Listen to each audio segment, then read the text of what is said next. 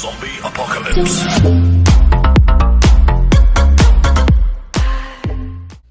What's going on, YouTube? Welcome back to another video. This is 6 Scale Economist, and in today's video, I'm going to make a short one. I'm just going to do one hot toy for today. We're going to talk about Princess Leia and Wicket.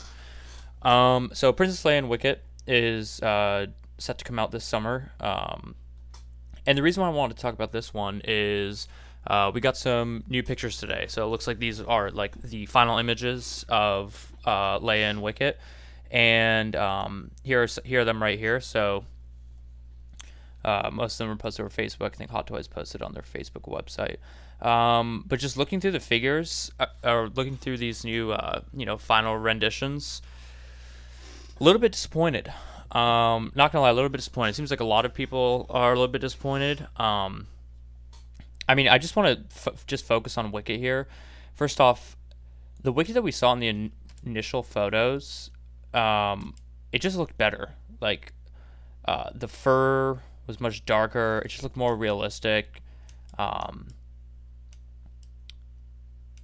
just looked more screen accurate, had more texture to it. It just kind of had the detail that we've kind of come to now expect from Hot Toys. But in these photos, like, the fur is very, very light. It doesn't look very weathered. I can't get over this picture. The feet in this picture they're funny. They just don't look that good to me. I'm not really sure why they decided to go with such a bright color. But yeah, the Wicket, it's a little bit of a letdown in these pictures, and just overall, I was like not too hot on this set even when it was first announced. I think it's cool. I think the price point is pretty crazy, $420 for these two figures. I don't think that Wicket deserves to cost that much. I mean, even alone, I think he was like $189. Like, I think the price point was just too high. And another big thing that I actually don't know if I've noticed too many people talk about that I actually had a big problem with is all the Princess Leia's figures before this, have been great. And this one is, the face sculpt is awesome too, probably the best. Yeah, it looks like they use a similar one to what they used for Bespin and for Hothleigh. I think they've kind of maximized at this point how good they can do a rendition of Carrie Fisher. But something I don't think a lot of people are talking about is the exposed joints. So like on the other figures, just because of the clothing that she was wearing, her exposed joints like weren't so bad. But like these pictures that came out today, they were not afraid to show how exposed these joints are. I mean, that just, I don't know. I just don't think that looks good. And I get that like there's obviously a lot of limitations if you go with like the arm that they use on some times where there is no exposed joint, because then like you can't really bend it, like kind of like Thanos, where like then it's just like going to leave like bend marks and it's not really a great option. But like I think if I were to pick up this figure, which I'm just going to preface this by saying I'm probably not going to pick up this figure, both from a collection standpoint and probably from an investment standpoint, but if I were to, I'd probably rather just have the type of arm where you can't really bend it and then just not bend it, because I would never display my hot toy like this with these like exposed joints. Like the wrist pegs, like, they suck, but like you kind of have to like live with those on all of your hot toys. But like the elbows is like something that's like kind of just like, I think I'm okay. I would rather just like hide it or something. Like that just does not look good. I get that there's probably not like a great alternative, but I just think that looks really weird, and I'm actually really surprised that they even like use these photos to really highlight that, because it really just makes it look like a lot more of a toy, and you're definitely not paying a toy price to buy these. But I'm not just gonna totally bash the figure. I mean, head sculpt is great. The looks that you can use for this figure is awesome. It's cool. You compare it with the Hot Toys Luke that came out earlier in the year, I think last year. And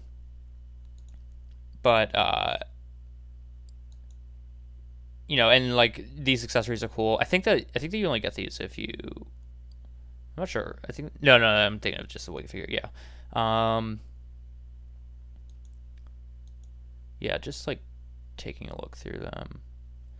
I just can't get over the fur. I don't know why they did such a light color fur. It looks so much better in the initial photos. And then the feet. Oh god, the feet.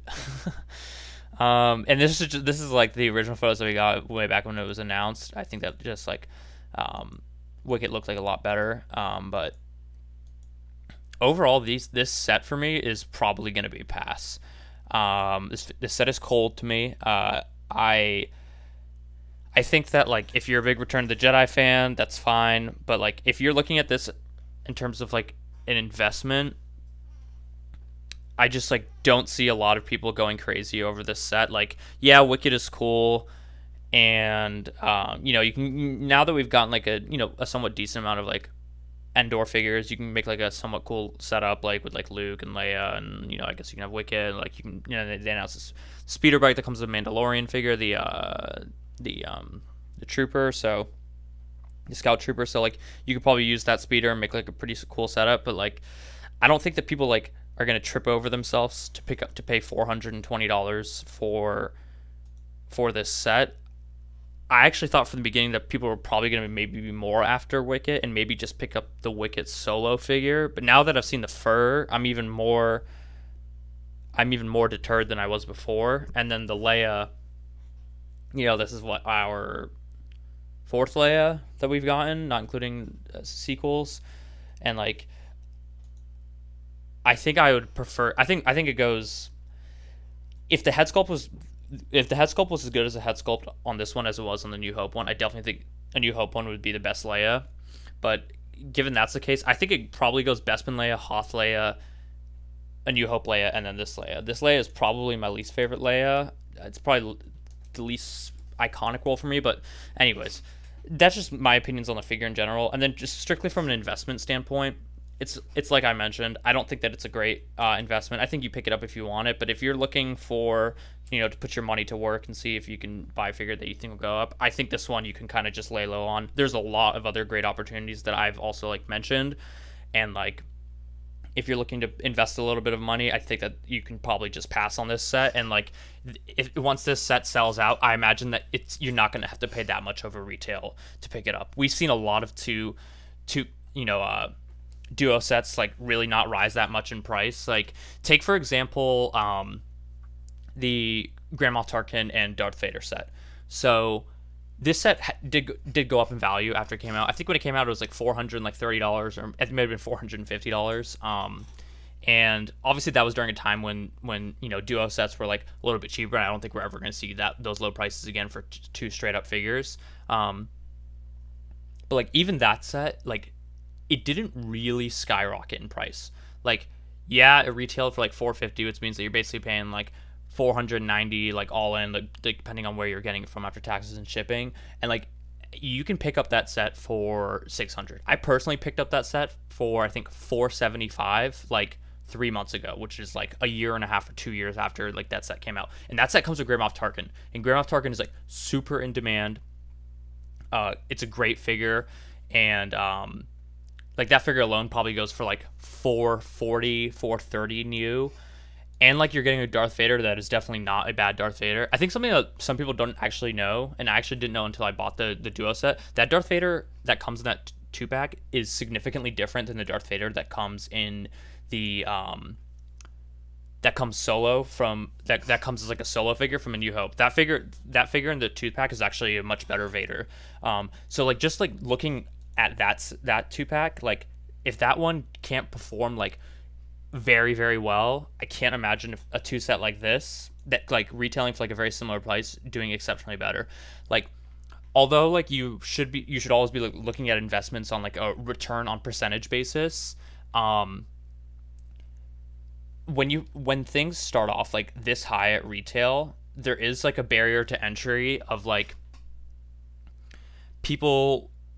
Like even if a solo figure can go from 220 to 400, even though that's almost a 100% return in your money, even if this set was like a 2-pack of like an awesome set, it's much harder for this set to become a 100% return on your investment. So like it would have to go to $840 for you to make a 100% return. Like I would much rather be buying 2 Director Krennics, because I think that they have a very high likelihood, and I'm very, very confident that they will double in price. Whereas, like, even if this set was like an awesome set, it's probably not going to double in price just because of the absolute value of how much money someone would have to spend to buy this figure at double retail. Just knocks out so many potential people that would want to buy this set. So it very much has a ceiling, and I think that the ceiling for 2-packs of sets that are like a little bit less desirable is probably somewhere around like 30-ish to 40-ish% above retail, and that's if the set does well. So a set like this, I think if it sells out, like, you'll be able to get it for under 500 for a while. So yeah, so that's my overall, opinion of this set from a collection standpoint and from an investment standpoint. I think there's a lot of other places to put your money if you're looking to, invest your money in a certain pre-order, and I think that this one should be a pass, and it's probably going to be a pass for me. So that go ahead and wraps up the video. Please remember to like, comment, and subscribe, and please feel free to comment on what you think the next review should be. I just recently had somebody comment that they wanted to talk about Count Dooku, which I was already planning because I actually have a lot of interesting things that I think about Count Dooku, so that will be the next video, but please go ahead and comment on anything else that you think would be interesting for us to talk about.